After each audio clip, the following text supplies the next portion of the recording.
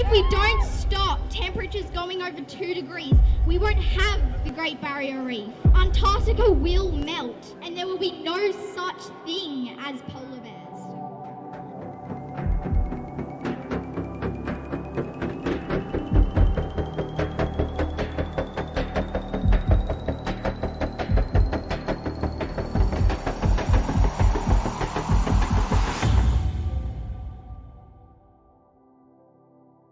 On nous répète sans cesse que la planète va mal, que ça ne va pas aller en s'arrangeant, que les océans sont pollués. On nous dit que d'ici 2050, l'océan pourrait contenir plus de plastique que de poissons.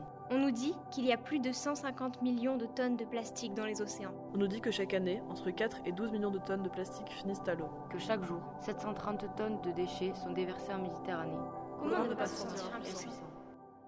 Le temps passe, mais ne s'échange pas. Nous sommes en 2022, j'ai 20 ans. Aujourd'hui, les médias créés à la fin de l'humanité nous disent à quel point cet écosystème est fragile et en alerte, que c'est déjà trop tard et pourtant on ne bouge pas. On continue de le détruire pour notre profit.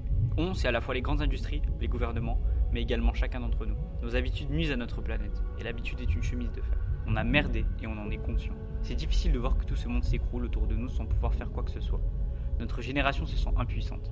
Pas assez riche ou forte pour essayer de combattre cette pollution grandissante qui détruit avec le temps son environnement, notre environnement. On n'arrête pas de nous dire que c'est nous, la nouvelle génération, qui allons tout changer. Alors oui, on essaie. Tous les jours, on fait attention à ce que l'on consomme, ce que l'on achète, ce que l'on jette. Mais est-ce que tout ça a-t-il vraiment un intérêt finalement ? On sait qu'il faudrait voir plus grand, mais cela paraît impossible. Nos actions, à notre petite échelle, ont-elles vraiment un impact ? Aujourd'hui, nous sommes dépassés. Et pourtant, quand on regarde la beauté des océans, des espèces qui y vivent, on se demande ce qui s'est passé. J'ai envie d'aider, de faire revivre cette nature telle qu'elle est. Nous avons encore de l'espoir car tout n'est pas perdu. Il existe encore des lieux sur la planète où les écosystèmes sont protégés de nos ravages et où des projets sont lancés pour tenter de faire un retour en arrière. Mais qu'en sera-t-il dans 50 ans, dans 100 ans ou encore dans 1000 ans ? J'ai envie de savoir si on a réussi. Êtes-vous cette preuve vivante que notre Terre n'est pas complètement détruite par notre faute ?